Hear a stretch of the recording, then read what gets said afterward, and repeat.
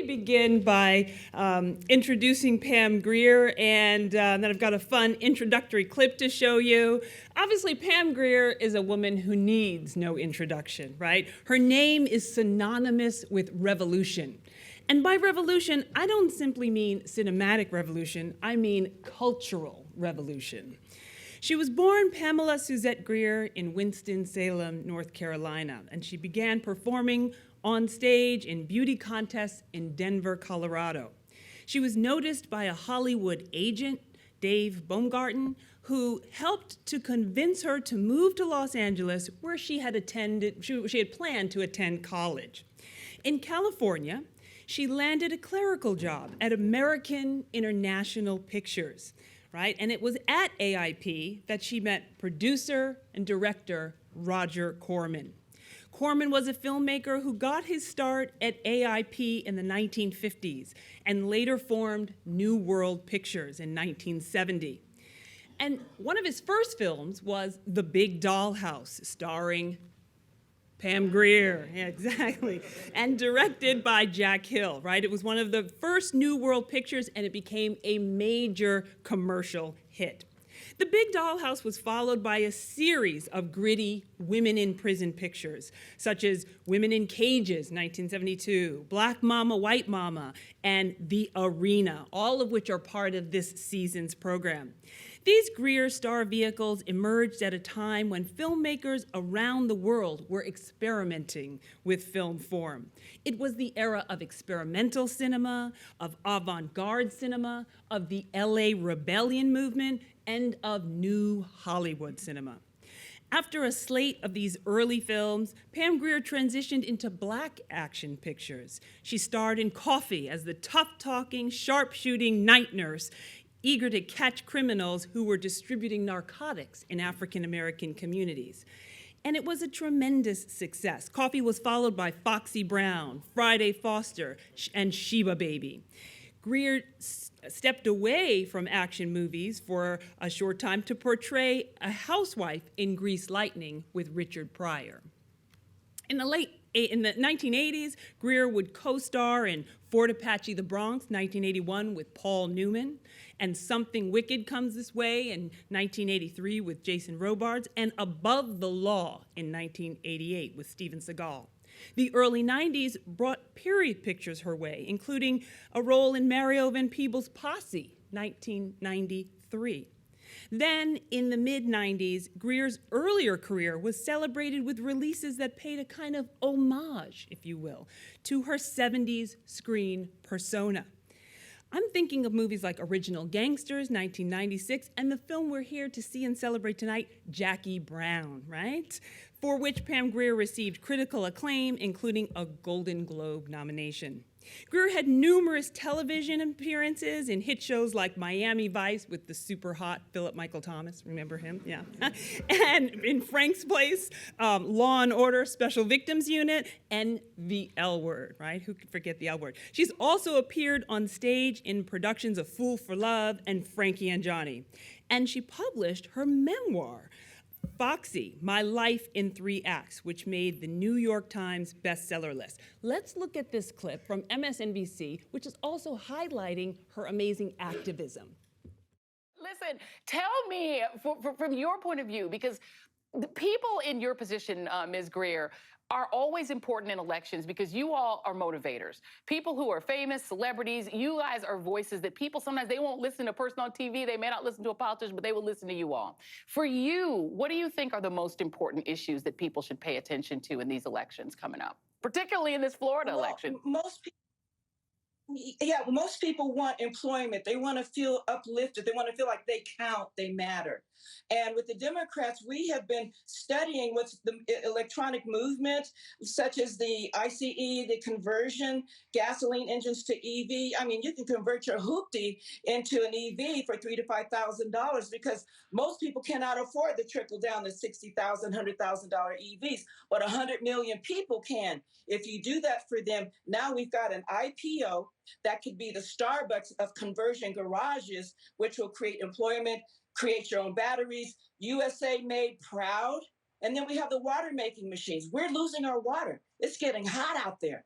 And pretty soon they won't be able to grow our crops. So you have your water making machines for every home in America. They do it on the basis over in Iraq and Afghanistan. They have these containers that freeze the coils, blow warm air, creates condensation, water for the troops. Why don't we have water making machines in our homes so we don't tax the water that they grow our food with? And the solar movement. So the solar movement, the EV, the conversion garages, we're now creating employment. Pride, priority, USA made. That's what people want to feel like they're a part of the solution, not a part of the problems.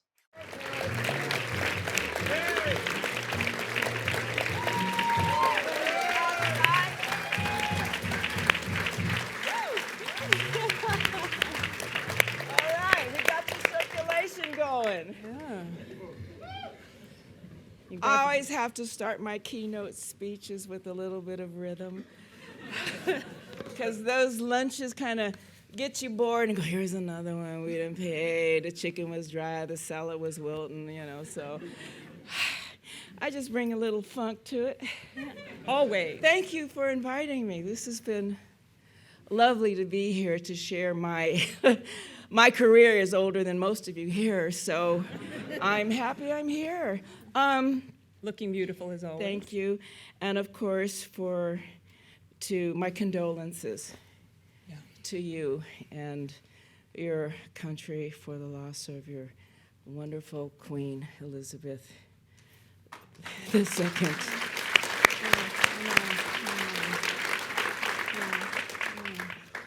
Well, we are so happy to be here, and there's so much to talk about, and we have... No. Yeah. Yes. I started to bring my fan mail from Russia to show you that I was international. That. No, I know there's anthrax in the envelope or something. I don't know. No mail. I've got plenty scheduled for us. I mean, I want to dive right in. Go ahead, dive, baby. And I want to ask you about the early days, right, of your career. No. Well, the nipple revolution. Even before the nipple revolution. So when you were when you're on the cusp of the nipple revolution, right? So when you were first cast in the Big Doll House, for which you sang the theme song, right, the opening credits, and what was it like working on those films? It was tough work because you were doing cast and crew work. I was a film student. I was a poor film student. I had 5 jobs. And one of them was with the Agency for the Performing Arts, the agency that started myself, Richard Roundtree as Shaft, Tamara Dobson as Cleopatra Jones, Isaac Hayes, Steve Martin, and John Candy. And I was being honed because I came from Wyoming and Colorado. Mm-hmm. And the first thing they would say, there's no black people in Wyoming. There's no black people in Colorado. I said, well, here I am. I ski, I hunt, and I fish. And the Black West was omitted from our history books, but I live it and lived it. So I brought something different to filmmaking. And an edge, as Roger Corman saw me when I walked in. He says, oh, she's raw, she's rough. But I like television. And at that time, there were only 4 film schools in the United States in 1967 when remember 1967? When I graduated. Some of them do. And NYU, Northwestern, UCLA, and USC, that was it. There was nothing like today. Right. And I said, I like television. I was working 3 jobs, riding my bike in the snow to my jobs and to school. And everyone says, really? Yeah, that's how a person of no means gets around and goes to school. And I said, I love television, I love film, I love movies. Godzilla was my first movie as a 6-year-old child, the rubber tail bouncing around in the theater.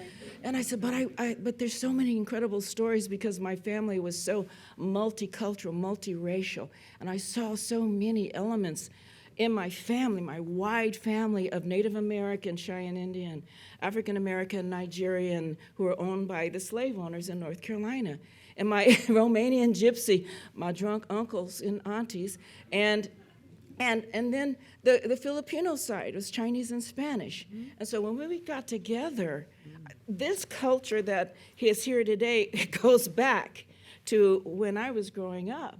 And they didn't show that in TV and in books, of the wonderful harmonies and flavors and cultures and religions that were a part of the building of America before World War I and II. Okay? Hey.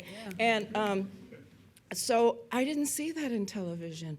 And I said, they're going to get bored really fast if I can't fulfill my dream. Okay, I'm giving up pre-med and being a doctor to try to be a filmmaker. And I don't think I'm beautiful like all these women. Gina Lollobrigida, Sophia Loren, where do I fit? Right in there, girl. Not with my Timberlands, with my Timberlands and my 501 Levi's and my flannel, shirt and my hunting Jeep that I drove into town on. The sheriff pulled a rifle on me. Thought I was Angela Davis. I could have been dead right then and there. And I said, Angela would not drive this hunting Jeep with no windshields, no floorboards, no doors. Well, this young lady, is this vehicle legal? I said, I don't know. There's license plates on it, and there's buckshot and maybe some blood in it. I don't know, and some fishing skills. What can I tell you? I was just this new kid in town that didn't wear blue eyeshadow, and I was a fish out of water. And Roger Corman took me. He says, "You're a film student." Well, guess who cuts my film after they just graduated? Steven Spielberg, Francis Coppola, Michael Mann, All people you met. Jonathan Demme. Yeah. Yes. Jonathan Demme. There was a lot of Jonathans, and I was cleaning up the office. I said, "You don't remember? One of my jobs was coming in and cleaning up your office, and they were nasty and messy, and I threatened to beat them up if they didn't clean up.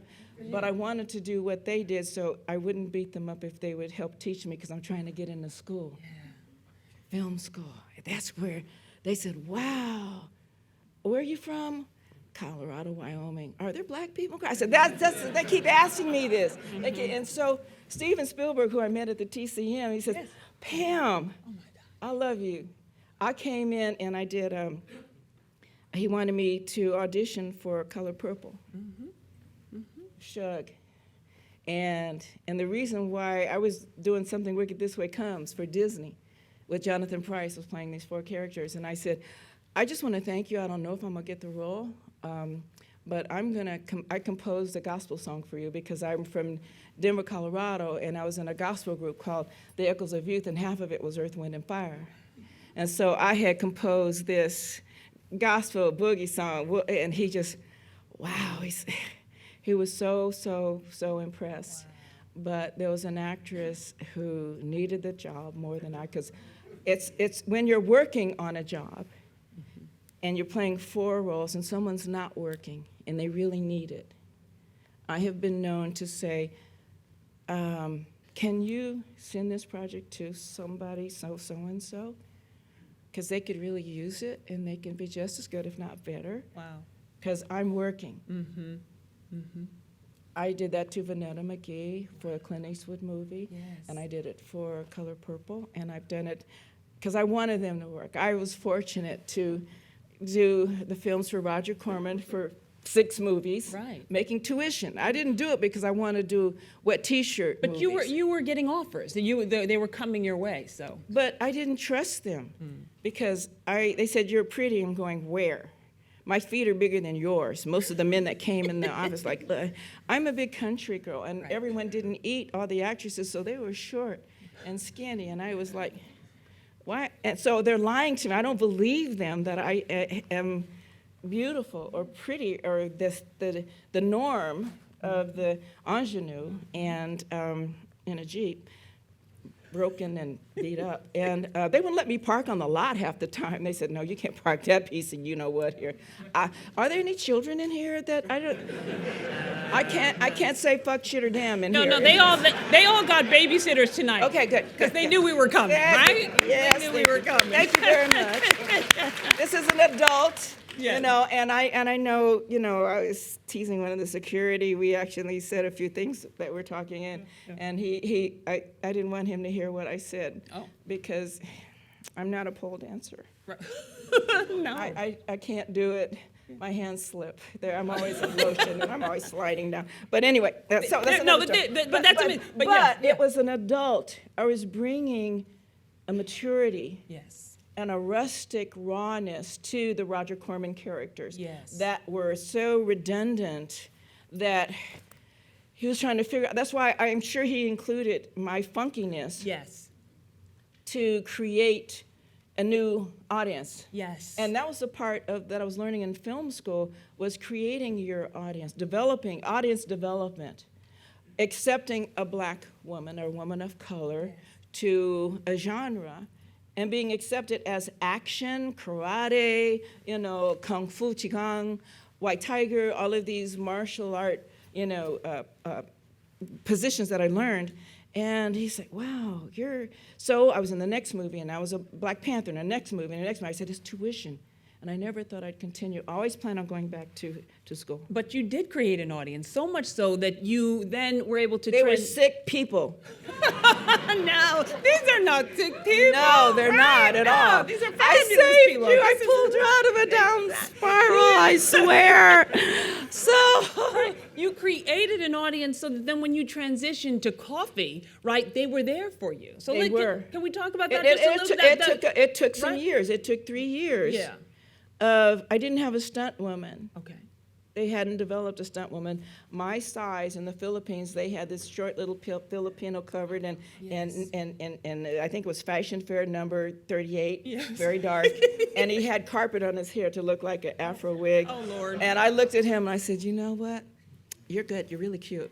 Let's do it. Because the cobra, he can handle a cobra. Right. I couldn't. I was going to outrun that sucker. I don't care. Yeah, the snake in the movie scared But me. I was learning film by being a camera loader, yes. learning lenses, learning everything aspect of filmmaking, because I never thought I'd be pretty enough to be in front of the camera. I didn't want to be the butt of the joke, even though I had the humor, and I brought a lot of cultural nuances, to it, like I'll slap you into next week, and all kinds of stuff that we hear growing up. Yeah. And that helped to develop another form of audience, which led me to Black Mama, White Mama, The Arena. Yep. Which they're going to see soon. Oh, in a minute, Lord. In a minute, yeah. You ready for The Arena? Yeah, they're ready. Well, I didn't wax, in other words. But she's like one of the only women in the world who doesn't need to wax because she's still beautiful, right? So you didn't need to wax. Yeah, I did. Yeah, I did. I guess it was my European side, because as a Native American side, I didn't have that much bush. Sorry. I was a bush woman. And everyone's going to see The Arena tonight. Let's go see The Arena. Right. But also, it was being a horsewoman from Colorado, my draft horse, my family's horse, saved my life from the first 2 attacks that I had as a child. I had a concussion, and I couldn't speak, and I was stuttering, and I still stutter. And you'll hear that, and we've used it in films before. But they said, Pam's a horsewoman. We're going to put her on the lead stud, Donatello. He's a big black stallion. No. But I can ride. Yes, I can. They said, okay, no one else can ride, so Pam, you'll save the movie. You have to ride. I met Chinachita Dino de Laurentiis' studio Wow. on this black stallion with a leopard skin and shoestrings for reins, and I rode bareback as a kid. And this is a stallion. Yeah. Do you know anything about stallions? They're no joke. They're not a gelding. They haven't been clipped. Right. And when a stallion smells a mare in heat, it's on. Yeah. Yeah. And I'm on this horse. Yeah. And this horse wants to date. Yeah. But I will get paid. Yeah. I'm going to ride this horse. Yeah. So after lunch, it's 3-hour lunches in Italy. It was great to shoot there, to get from where I am to Italy. And a crew member came out and popped a towel on the flank of his horse. So a horse thinks it's a predator attacking it. Horses don't run unnecessarily. They don't run for any reason. They turn their flank to a storm to take on the rain, the pressure of rain and injury. They don't run. They're whipped to run. When you see the horse races, they're whipped to run. You would run too if you're whipped. And my horses and my people taught me that. So when that horse he thought a tiger or something was attacking him. He took off. And so did the other 19 horses behind me with all the actors that fell off. Yes. And here's Donatello. I said, whoa, baby, whoa. He's like, no, something's going to eat me. Let's go. I said, no, we're not going to be eaten. Slow down, slow down. So in order to wear the energy down of a horse, you got to ride them 15 minutes to wear down their energy and let them know softly that they're not being attacked. They're flight animals. And anybody on top of a horse has been thrown knows what it's like because they think they've been attacked and they're afraid or they're injured. I run a therapeutic riding program, and I speak of what I know. Mm-hmm. So Donatello starts running all over Chinachita, running everybody. They're throwing flags. Stop, don't throw, don't scream at them. Because that means everyone should dismount the horse because this horse is going to make all the other horses follow them because it's being spooked. And I said, I'm going to die today on a step, wearing sandals, a fake leopard cloth, my afro bobbing in the wind. And I can't kill anybody. I'm gonna be deported if someone dies. So, okay, I got 5 more minutes. Come on, D, let's go. Let's keep riding. And I'm like this. And they say, oh, she can really ride. I look like a jockey up there. Like, yeah, she can really ride. Oh, I'm saying he's slowing down. He's covered in sweat. I'm talking to him, soothing him down. Calm down, calm down. And there's these big, tall, 3-story, like erections, not that kind, but erections. And it's Fellini. Armacourt, the back of his ships in Armacourt. And I'm saying, we're going right through it. I'm going to die. Donatello, it's a wall. Do you see it or are you blind? Yeah. There is no mirror around here. So first I'm thinking, why are you running? Yeah. Slow down. I almost said, slow the fuck down, but I didn't say it. So we're going like this.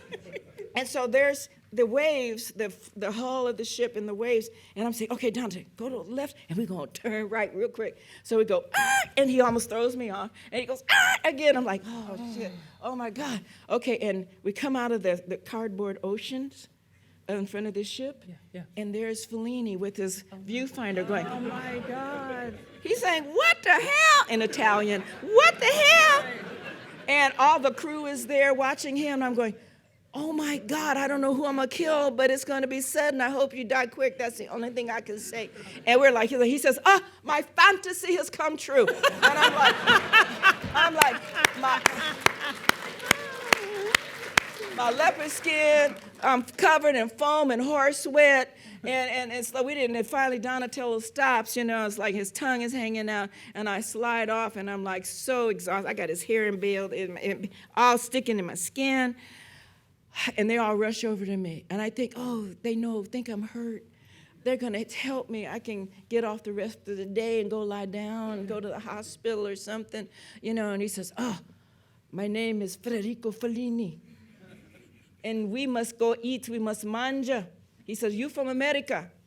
I love it, eat hot dog. And you're like, what?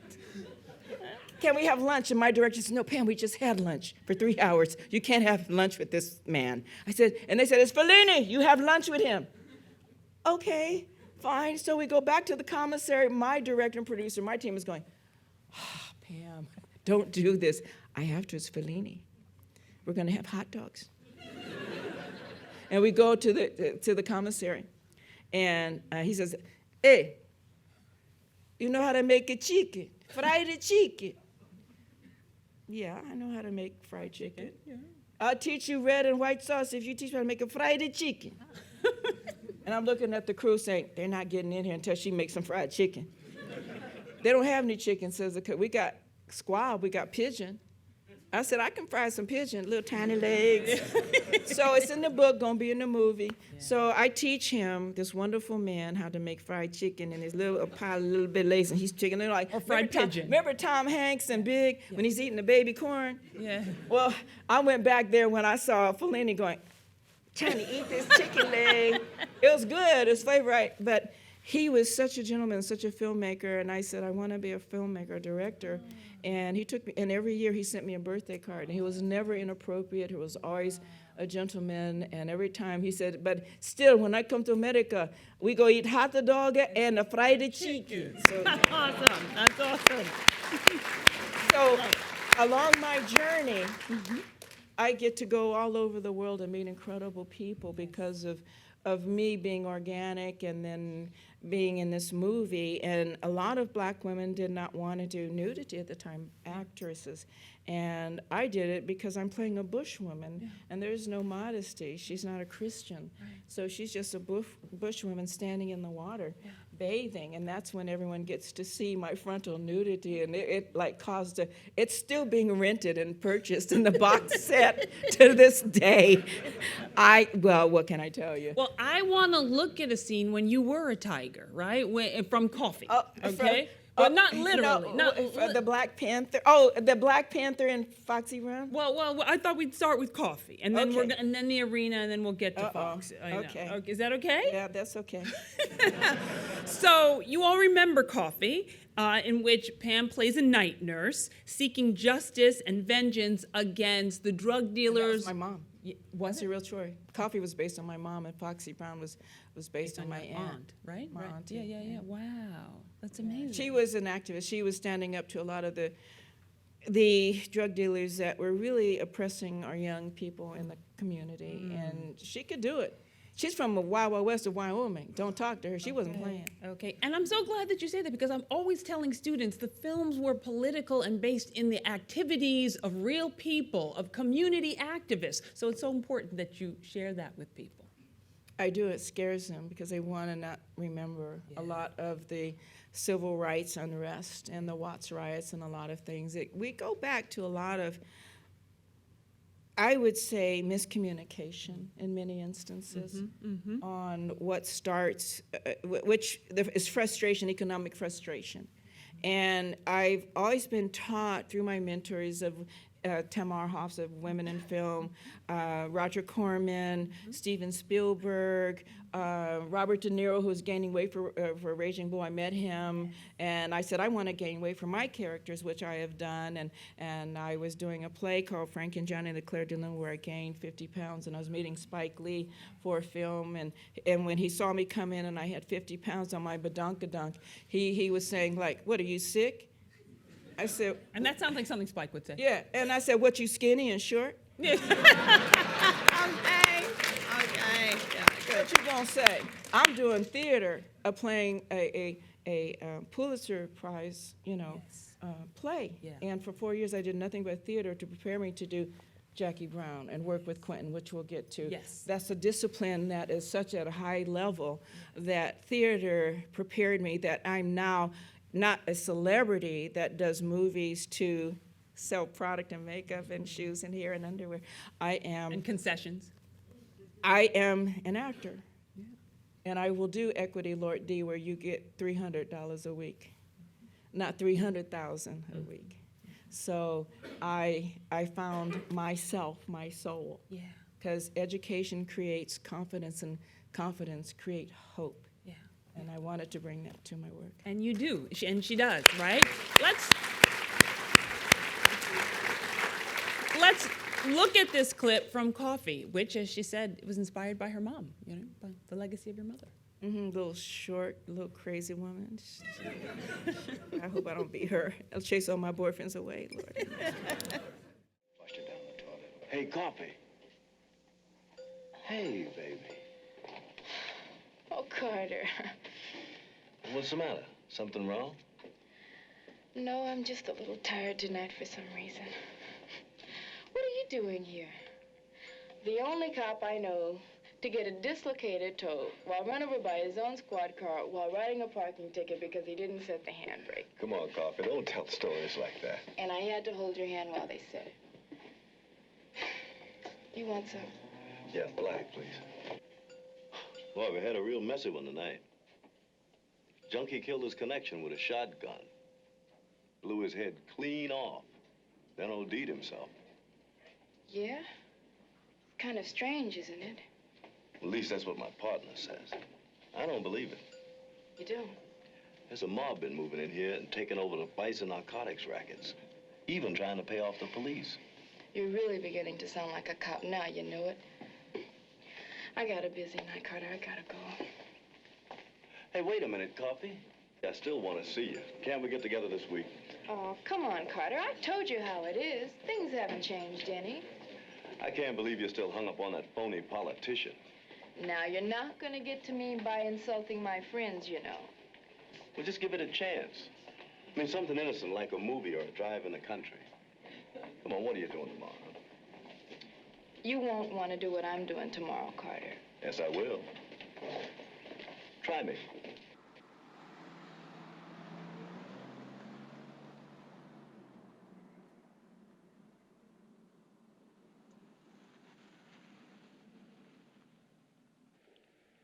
Some of the kids were on all kinds of pills.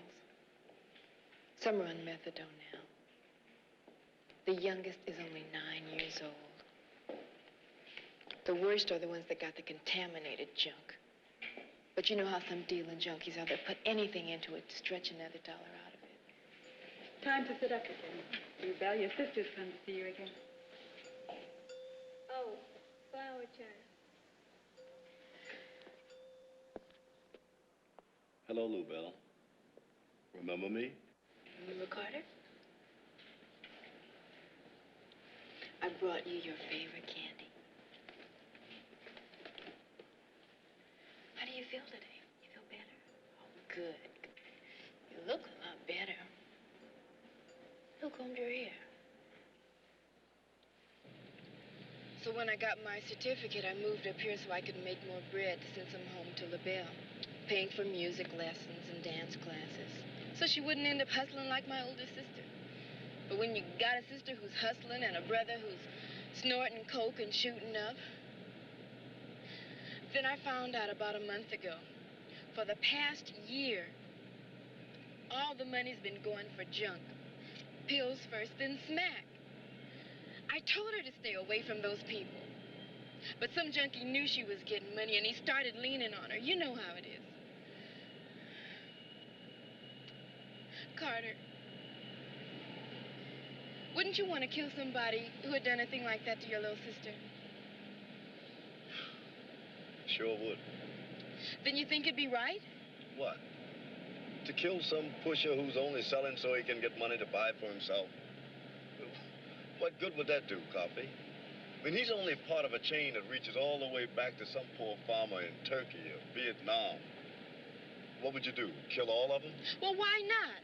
Nothing else seems to do any good. You know who they are. Everybody knows who they are. Now, you're a cop. Now, why don't you just arrest them? It's not that simple, Coffy. The law can't do that. You bet it can't. And I know why it can't, too. Because the law is in for a piece of the action.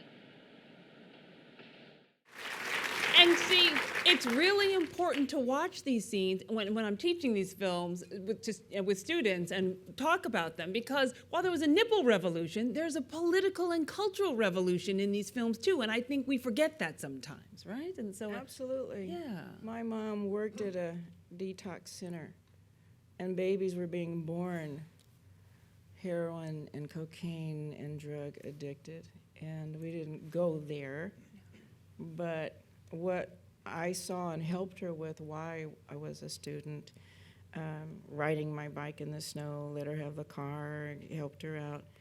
There was so much chaos and disrespect, black on black crime, out of desperate people do desperate things. And I felt that scene because I was with her. And she would just come out from work, working ER all night, and then go to a detox center and be a volunteer nurse.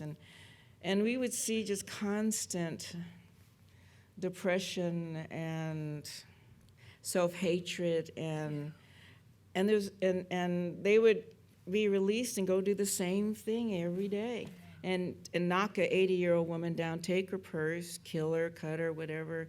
And that was not only in Denver, but that was based on LA, around Inglewood, maybe Compton or Wasp, whatever that would be. And I actually saw it, and you feel people that, why is this bed empty? Oh, they died of heroin, or they died from a shooting, they died trying to rob somebody. And there was just this detachment, if you will, of, we throw away people. We kill animals, throw away people, kill all the time, and people get accustomed to it. And it may not hit you that day or that moment, but it will later, at a time where you don't know why you are ravaged and can't understand, and it's hitting you that someone died and you could have helped them at some point, or nurtured them, or comforted them. I do a lot of volunteer work as well on my days off, not only the therapeutic writing program, but the vets, for example, who end up an opiate-addicted vet who are robbing and stealing because they can't work.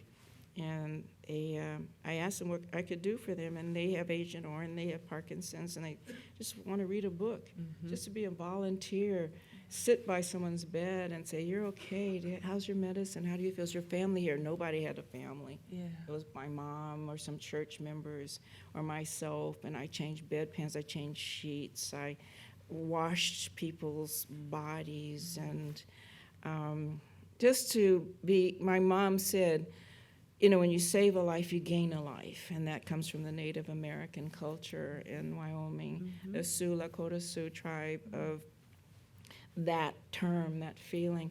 And I would see it, and people were so callous and walk over people, fall in the street, don't help them. A smile to somebody coming through the door, "Hi, good morning," can make their day. Just certain things that she would do, and I learned that from her and actually experienced it, and I brought it to Coffee because Jack Hill said, "Pam, I wrote this for a white woman, and they didn't want to hold a gun, they're afraid of guns, and you have come up through the ranks, and you would be perfect for it, but I haven't been to a black community, so I don't know what it would be like. So please interject, write what you feel would be a good narrative, a story."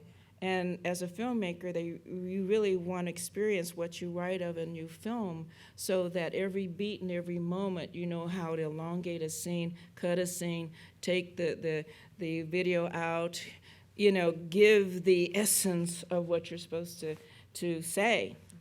And it was hard. I said, "Roger, I know why you didn't go to the hood. You may not have come out alive. Ask the wrong questions. So for me, I will bring you what I have seen in Denver, which had pockets, small pockets of ghetto and gangster, but it was prolific. It was in the boxing industry."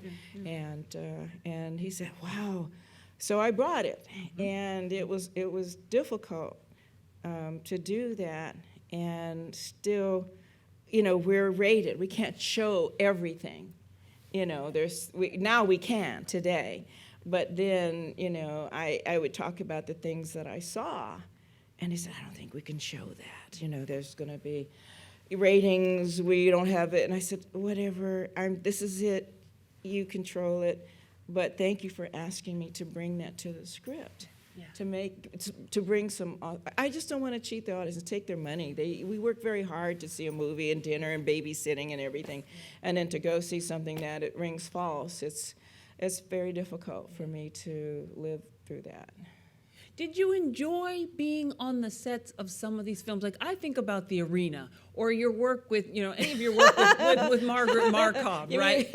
When I broke out in hives, I'm showing my unshaved self. So. Oh, well, no, not that part. Yeah, well, everyone was waiting. But let me tell you, when they found out that I played such a natural human being in a setting, I started getting offers from all over the world and filmmakers, because that moment was such depth in my work, and that so many women in society had made them cover up, and the actresses were turning away from camera.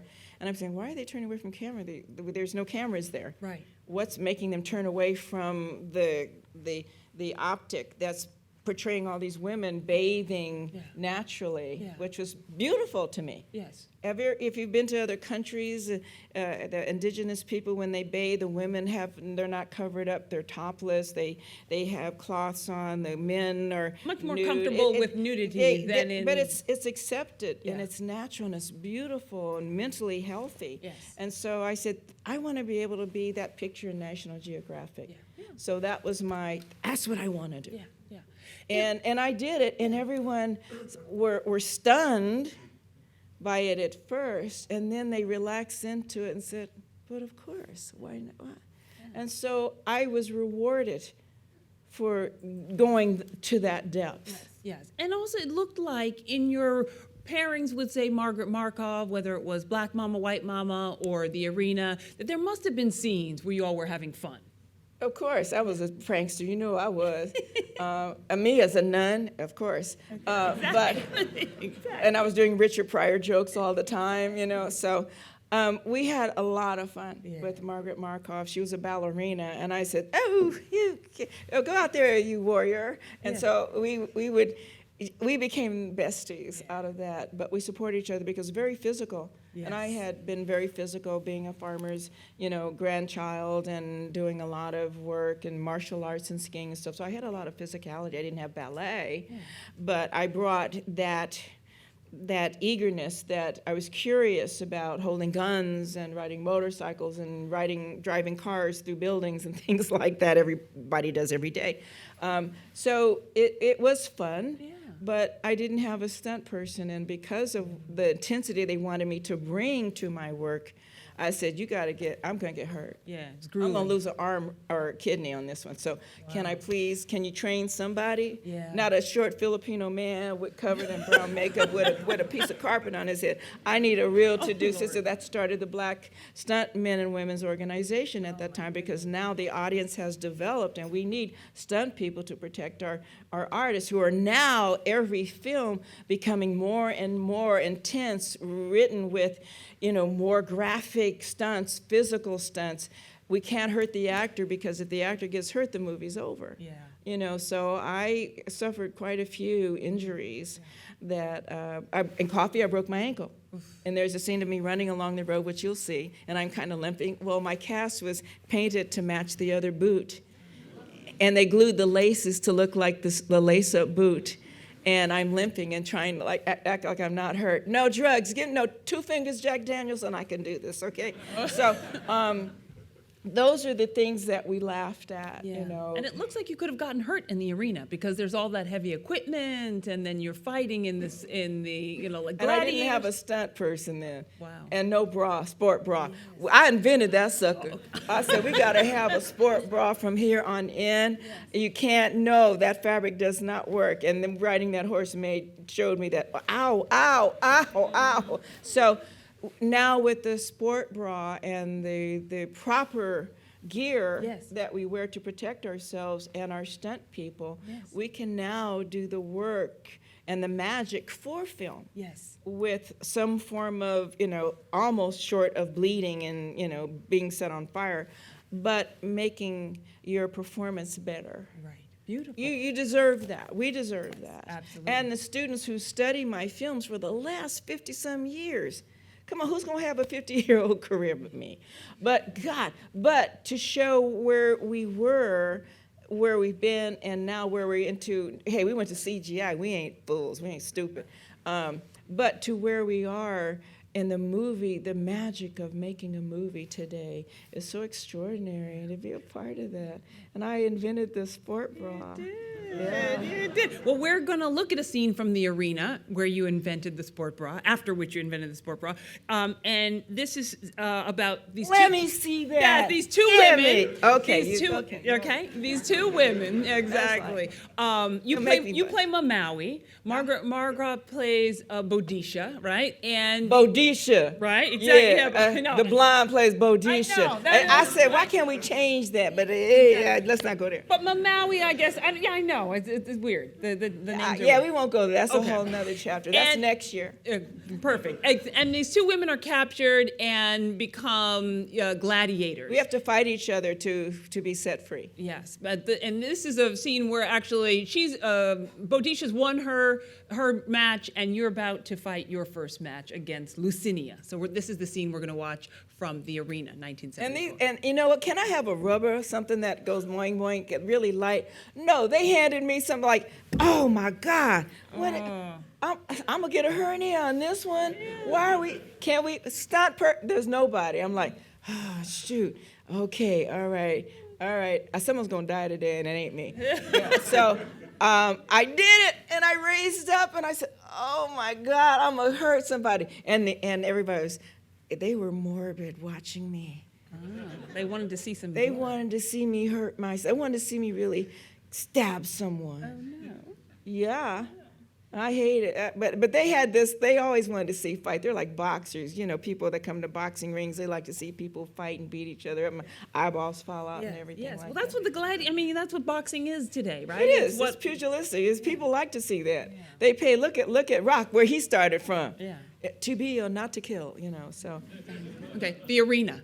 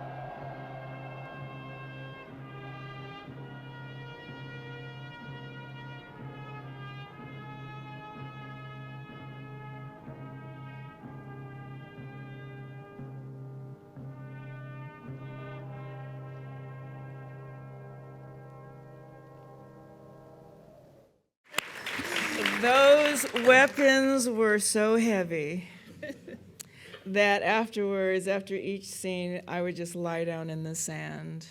They weren't props made of balsam wood or rubber. They were exhausting.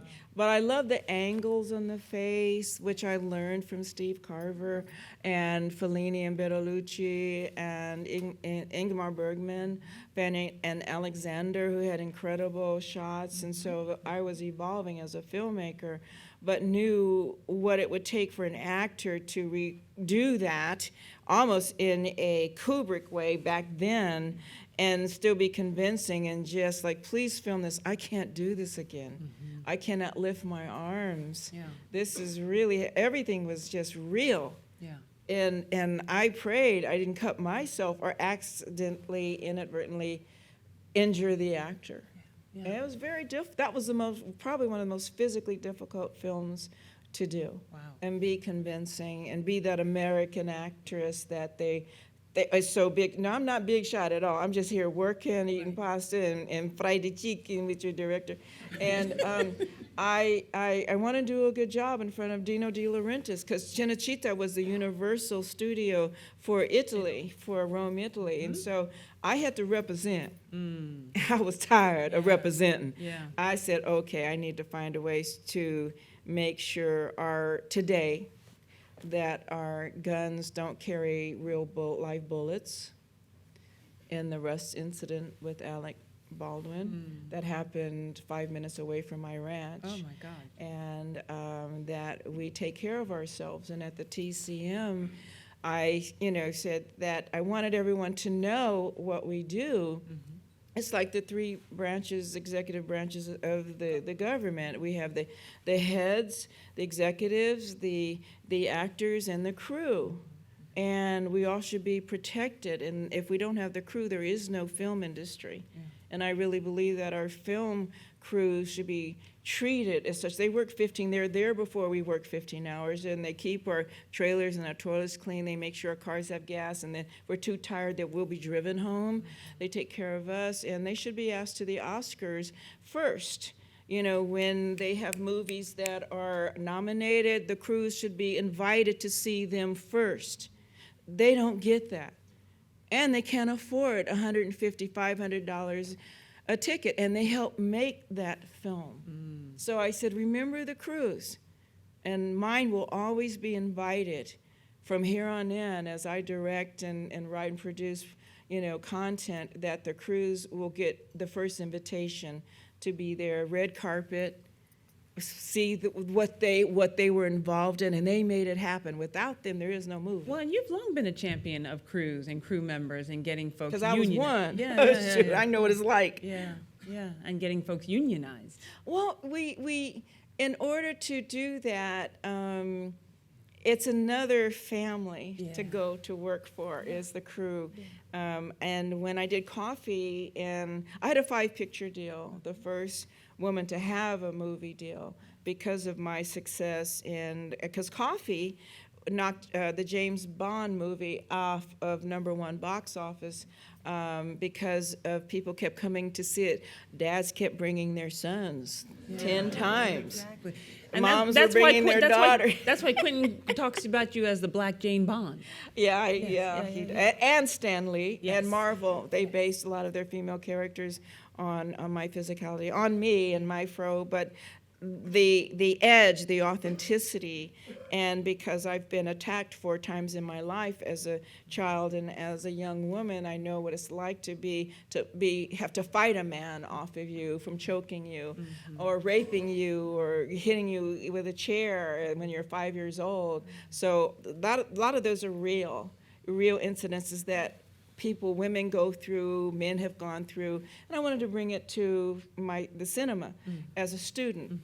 And so when we were doing Coffy, the AD said, Pam, we can get a lot of people in the union. How do we do that? I said, well, have them come and they can join up and train as apprentice and journeyman and be a gaffer, gripper, lighting, and I'm like, wow, women too? Yes, women. So I said, okay, so we put the word out. We're going to be shooting here. And if you want to join a crew and learn to be a part of a crew member, you'll be paid very well. You'll have a new family. It's very nomadic. You get out of the house. Can you handle tools? Do you know what a hammer is, a saw? And 100 or some people came to the set to sign and join up, and they were in their church going Sunday, going to meeting with suits, dresses, hats, flower hats, and so no, go back home, find your sweatshirt, you got some jeans, some boots, this is you're gonna be outdoors, rain, snow, you'll learn to be a crew, a journeyman for electrical, whatever you're interested in or what you can do.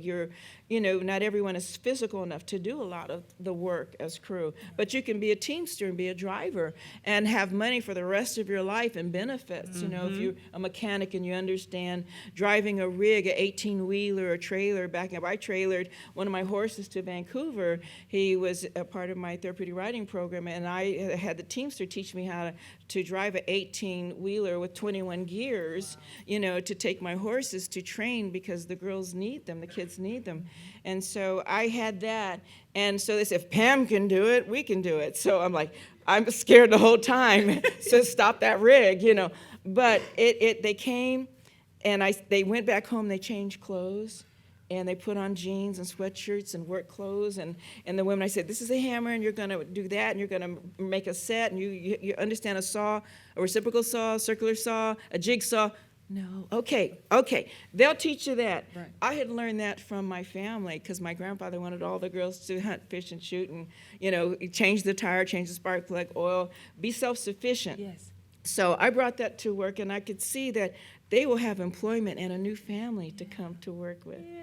And so I really wanted people to enjoy filmmaking. And be there. And why can't they be there? When we have the Oscars, not everybody on the red carpet wearing sample dresses going, No, the workers, our workers should be invited. And they don't have to wear a tux. I had a guy say, I don't have a tux. I said, you don't need one, just come. You get the ticket, you're on this project that was nominated, you and your wife or your kids want to come, I'll make sure you can. Give something to them who make it for us, what we've done. Give something back. It's not that difficult. And I made a difference. Everybody talked about it. Exactly, yeah. Let them have the first day. Yeah. And then the stars, the A-listers that make $15 million a picture, $25 million a picture, they can come the next day or the next day. Yeah. But I want, and you know what? When I said it in front of a group of Teamsters, they were moved. They said they don't think of us. We clean their toilets and we're dismissed and we go to the next project. And I said, you help make that. You're a part of that and you should be there. And if I have anything to do with it, and I'll have puppy sitters for people's dogs, who are come from other states to work. They'll have boarding, and children will have nursing. They'll have a daycare, provided for the people who are single parents. And I'm serious about that. Yeah. And the film that I'm doing a series in Atlanta, and some crew members, they're from another state. They can't pay for boarding. Yeah. They brought their dogs, and the dogs started barking during a scene. And so I knew that crew member, he might get fired, but he was working there doing drywalling, and he had to bring his dog. And the dog was quiet until he saw another dog, and they started barking to each other. And I said, you know what? Use my trailer to put the dogs inside. Yeah. Don't fire him. Yeah. Not everyone can afford daycare for their dogs and their children, so use my trailer. Yeah. And I said, I'm not kidding. Okay, exactly, yeah. And for when Ossie Davis and Ruby Dee came to play our father in the L Word with Jennifer Beals, I wanted Ossie to have my ginormous motorhome. He and Ruby Dee had to have my motorhome. I'll sit in the office. Yeah. I don't care. Yeah. But who they are and what they had done for African American black cinema, Harlem, what we call rights movement, all the theater movements, and I want Negro Ensemble especially, and I made sure that they had my huge multi-room trailer. Yeah. Well, they knew that. Well, Pam, I see some people travel with their dogs. I travel with my horses. I took my horses and a group of divorcees, and we just drank beer and drove up to Canada and brought my horses. And, we were a wild bunch, just women. That's a Thelma and Louise, if you want, and a Monica up there. So, but I brought my horses to train up to Vancouver because my horses take girls and young people, all ages, to scholarship by riding my horses. Yeah. And so it's nothing, for me I rolled up to the production office with my horses in the back and my sleeping quarter, my sundowner, and ready to go to work. My horses in the back pooping everywhere, and I'm out front, and I said, who's out there in that trailer and the horses? Oh, that's Pam. And so, people travel with their dogs. I travel with my horses. Yeah. Because I didn't want my horses to be neglected when these children need them. Yeah, and our horses and our pets are part of our families, right? Yeah, so, mine walk in the house on a Zoom meeting. It's like the door is open. Well, it's heathens where I live. They just leave door open, close the door, open the door. So the doors were open and the horses were walking in the den behind me, and I'm like on a Zoom meeting and talking to these executives, talking about my pages and scenes and stuff. And there's a horse walking behind me, peeking over like, Any carrots? What's going on? Who's in there? I don't see anybody. And the other, this is a whole herd behind me. And they thought it was like, Pam, where are you? Are you in the barn? No, I'm in the house with the chickens and the horses. And I'm sorry, are they interrupting you? They said, no, we love it. So we let them stay, and they kind of meandered out, and before I had to clean up. So. Well, speaking of family, I want us to come back to your aunt and set up this clip for Foxy Brown. Yeah, because this is a great scene. I love this scene. This is the neighborhood committee scene, where you go to them to appeal for help. And you said this character is sort of based on your aunt, right? Yes. My aunt rode a Harley, Fat Boy. As you know, if you're motorcycle riders, what a Fat Boy is. That's the big, heavy, rumble-tumble Harley Davidson. And she wanted to be an architect. And because of Jim Crow and certain issues of segregation, and she couldn't get into design school, as I couldn't get into vet school and medical school Yeah, at the well, time. blacks could not get into medical school. No, we couldn't. And if you showed up, you didn't get in the door, even if your application was stellar. And we had the money. Oh, yeah. But she couldn't go, and she was very frustrated, and she became an alcoholic because of it, and very frustrated. But she would ride her bike into someone's living room to make her point. And I said, yes, I understand that. And she was so compelling, so compassionate. And she had to use that energy that she couldn't be offered, a life of design. Yeah. So that frustration built up, and she said, I'll do more for the community.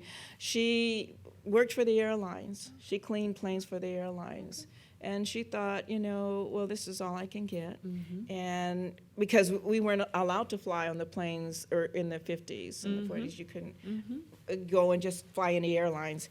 And so, it was very frustrating to her, but she didn't take any guff from pastors. She didn't take any guff from anybody. When you're out boots on the ground, you can feel, you can smell, you hear the pain, the tears are on your shoulder, and she did that day after day. And sometimes she would, that's why I was riding. If my aunt can ride her motorcycle to work and do things, I sure can ride my bike down to my next job, which I did all over Denver. And I learned a lot from those women who just loved people. Yeah. Just didn't want to see suffering anymore. Yeah, exactly. And so that's what comes across. That's about. Yeah, beautiful. All right, this is a clip from Foxy Brown in which Foxy is appealing to the neighborhood committee, one of these sort of community cleanup groups, for their help. So it's a great scene. Not the Crips and the Bloods, No, but no, but exactly. but Good guys. Oops, good, sorry. definitely the good guys. Yeah. We would not be able to recreate that street today under, a few $1,000s. It would be an enormous amount of money to do that today, that type of set. But it took me back. It's really interesting because, like they said, there's ratings. We can't show all the blood and guts and all the serious, deep knifings and stabbings and things that were going on. Decapitations, they would severely injure each other in the gang wars in the communities, and they were afraid that if they showed it, there'd be copycat, and there was ratings, and there was like, don't show everything. Well, it's very difficult to pull the reins back when you see it and you know it.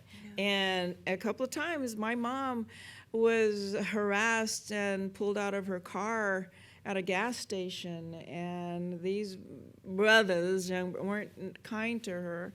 And if she hadn't have, unfortunately, she had her gun with her. She had her pistol with her. And they thought they were going to pull her out and rob her, and she said, not today. Not today. And I know who your father and your grandparents are.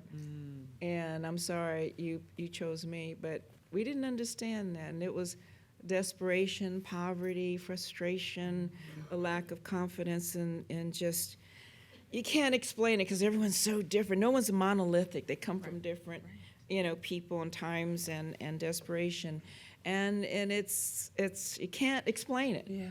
You can't explain that type of, and it looks like it was fun, and it wasn't, but there are some situations that were pretty bad, like Tupac's incidences later, and then Biggie Smalls and some of the other incidences that have happened. They were pretty much like that, but they were more violent. Yeah.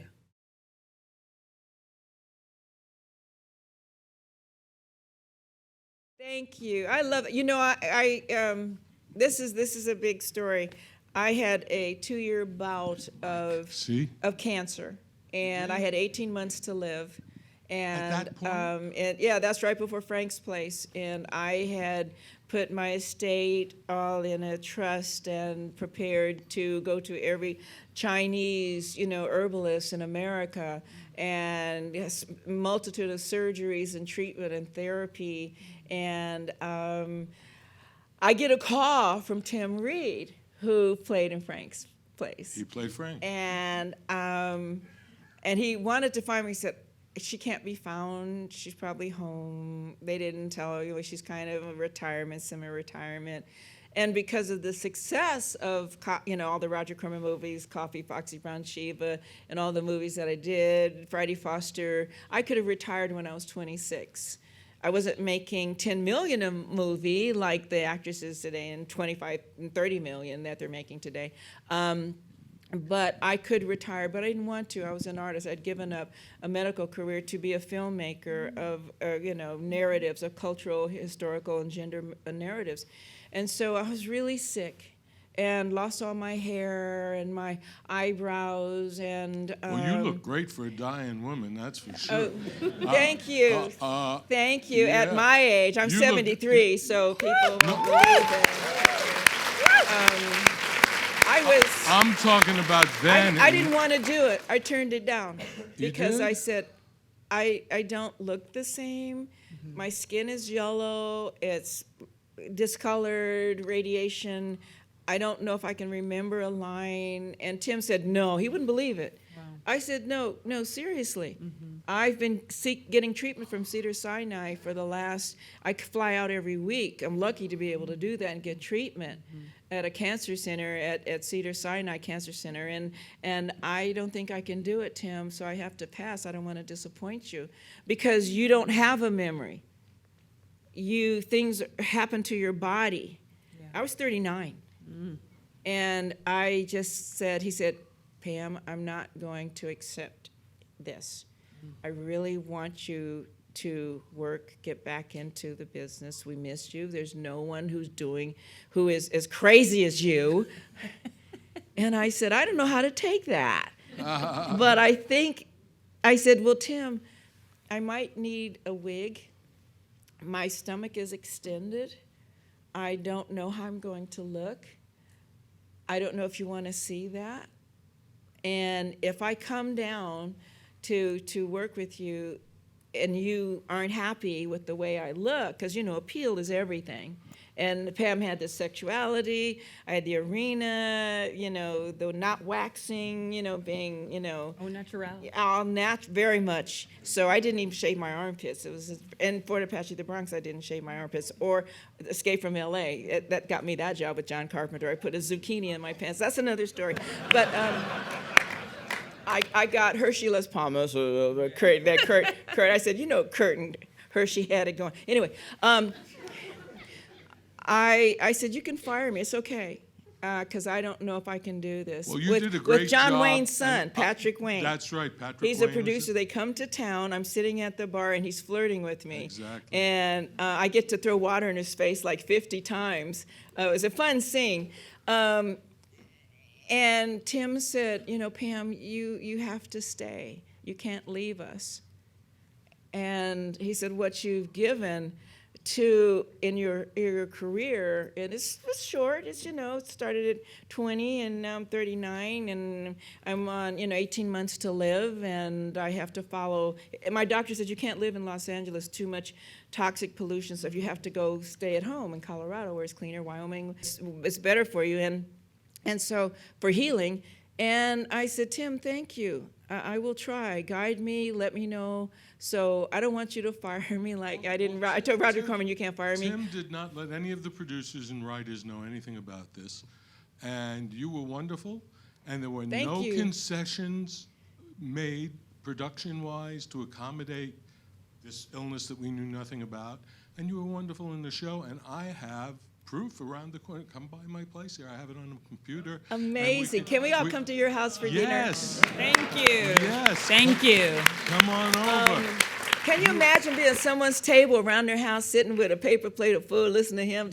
I'm telling you, well, and I told, Tim, I said, you can use whatever I look like, and they said, we're going to put makeup on you and You look great. I can eyebrows prove and it. stuff, and my hair grew back in spots, and many of you probably had cancer before. It doesn't all grow back uniformly. You don't know what's going to look like, when it does, if it does grow back. But I had an extensive 18 months to live, and I didn't know, I was, I had a great life, money in the bank, hot comedians after me and stuff acting up, tall-ass basketball players throwing themselves at me, trying to see if I was going to be a Muslim and cover my hair and stuff. Thinking, like, get out. Anyway, I won't say what I said, but, I'm very respectful to my audience, but it gave me that hope. Well, I didn't know, and I'm happy it did. But I wanted to share my illness with everyone, Well, it's which lovely. people would hide, like it's something to hide, and then all of a sudden movies about cancer and dying, Magnolia with Shirley MacLaine, with Shirley MacLaine, and still with Deborah Winger, and then you had still Magnolias. You had people talking about disease and dying and Right. friendship and stuff coming to screen. Right. And but they didn't before. They were maybe ashamed or afraid to bring up the C word or, dying and things like that. You didn't see it in movies. Everyone was happy and spoke with an English accent, and they had cocktails and limousine. So I said, and we can talk about it, but I said, if something happens, it's okay. Well, I'm you here. did a great Thank you. job, and I'm sure glad we got to work together. Well, let me tell you. And after I came out with cancer, everybody had cancer. Then people started Trendsetter. disclosing. You're a They just trendsetter. they We have Everybody so many had cheating and overlaps and affairs so and many- cancer. It was crazy. Did you have scenes with Rachel Tickerton in Fort Apache? I see her when I go to New York. I bump into her Yeah. on occasionally, but that was one of the great films to work on, Fort Apache, the Bronx with Paul Newman. Yeah. And I received, just because of my character, wonderful reviews to play a junkie with the razor blade in her mouth, and it's a good Miguel movie. Pinheiro took me to Avenue A, B, and C. Those were real crack areas. And I found out, I said, if you find my body and needles stuck all in my body, just send me to the production office because I'm doing research. And I wanted to be that drug-addicted prostitute in Fort Apache, the Bronx, with Paul Newman. And after that, Paul Newman wanted to work with me and started sending me projects and took me to lunch and was feeding me shrimp. Paul Newman feeding me shrimp at a restaurant in City Island. I was like, and Joanne Woodward, that's one of the finest actresses in the world. And because of things that they want to know about me and how I got that job in Fort Apache, the Bronx, I was staying at the Wyndham Hotel, and please sit down. please rest your knees. And no actress wanted to play a drug-addicted hooker. And with Paul Newman, I said, but this role is, you gotta short of being a prostitute and shooting up. That's gonna be nightmarish. I can understand why no one's going to take this role. But see, now everyone wants to do those kind of roles. See, Yeah. you changed that too. Yeah, and they hate me for it. They put me in a hotel, the Wyndham, and for 3 days I took out all the furniture and I ate just cherry pie to give me dark circles and make me crazy. And I cut a skirt up, went and bought a blonde wig, had red garter belts and stockings and some Hello Sailor pumps, the kind of, anyway. And I created, the actor must create a monologue, not just what they give you on the page. And every time I've interviewed actors for all my projects, I say, okay, you've done the work, now tell me about you in this situation. How would you reveal yourself? Would you laugh? Would you cry? What would you bring to it? And so I look pretty bad. So I got into the elevator, and I looked, this baseball jacket, a blonde wig, and I'm like, hi, bitch, what's up? It's Carol Burnett. Uh-oh. She goes, oh. I went, oh, Carol Burnett, I love you. I love your shoulders. I'm sorry. I'm an actor and I'm auditioning as a prostitute. And she said, yes, you are. And she got off immediately. And she was like, oh my God. And she said, you're going to get the job. And I said, thank you. Thank you. I think it was the red garter belt and the red stockings and the short skirt that I cut up in my, you will cut your skirt up for an audition. You will put on makeup and wigs and all kinds of things. I walked through that lobby of that hotel, and I want to tell you, I was almost arrested a couple of times. Walked down Avenue Americas to the theater, the Minskoff Theater, and down Avenue Americas, and I was wobbling and hey, and some hey, mira chica, hola, you know, it's like, so I was good. I'm gonna get this job. And the police drove up. I said, uh-oh, here's the blue and white, and the cop saying, you know, you lost? I said, no, I'm going for an audition for David, for Paul Newman. And he said, no, I'm an actor. I'm going for an audition. He said, are you sure? We could take you to the precinct. No, don't take me to the precinct. But I'm going to get the job. If you take me to the precinct, and I called him, I'm going to get the job. So they said, no, you're going to get it. Go ahead, sister, we understand. So I'm walking down. I mean, I'm going to be arrested. Yeah. It's such chaos I'm creating, 3 blocks.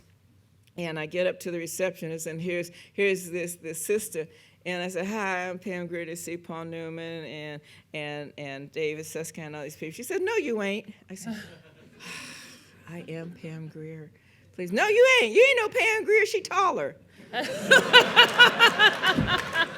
I got on 6-inch stilettos. My ankles and toes hurt, and she ain't letting me in the building. And I'm saying, oh, please, I do. Just tell them I'm here in the lobby. They'll come down and get me, please. Oh, if you, all right.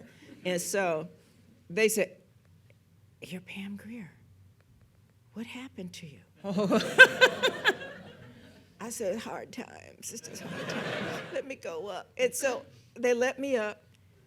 And Woody Gould, who wrote Fort Apache, the Bronx, opened the door. Pam, how are you? How was your flight? Shut the fuck up. So taking me out of the character, I walked in character. There's Paul Newman, the bluest turquoise eyes. He stands up. Here's all the executives. I'm going, and they, how's your flight? Shut up.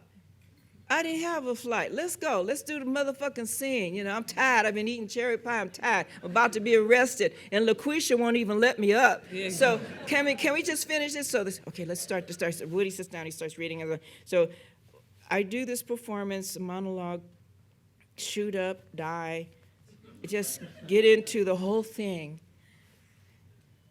And they start applauding. Paul Newman started standing up applauding. He says, brilliant. He said, this is the best performance that I've seen. This is unbelievable. And I'm on the floor as a junkie, just shut up. I said, thank you very much. And they said, you got the job. And I said, really? I got the job? Wow, I'm really, I know I don't look excited, I'm exhausted, and I'm almost in a diabetic coma, but I know that what you mean is I'm excited. But I need to go home and get clothes. I have no more clothes. I cut them up so I can come here today. And I said, will you call my mom and tell her? And they did. Paul Newman called my mom and said, we just gave your daughter this job. She gave a wonderful performance. She almost got arrested, stabbed, killed, and maimed on the way here. And from then on, I had more mentors that would guide me. And it was extraordinary. I almost gave Carol Burnett, the death spiral right. in the elevator, and I had to share that because I was not too far from death with cancer doing a performance for Paul Newman. With that character had very little dialogue. Mm. And so with that, as you brought up, I hope many of you will have questions if I haven't answered all of them. Of what it's like to work with incredible actors who take you under their wing and who share, he and Joanne invited me to their home to talk about projects. He wasn't afraid I wasn't going to take the ashtrays or kill him or rob him or anything like that. And so there was this inclusion, this magic happening being an artist that, once you give something to the universe matches your vibe. and gives you something positive back and connects you with the right people. So I've been fortunate, and all of you here to hear my vibe and my beats and my life and laugh and be moved, and you can envision some of the things that I went through short of, being there. And it's very special that you're here today. And very special that you're here.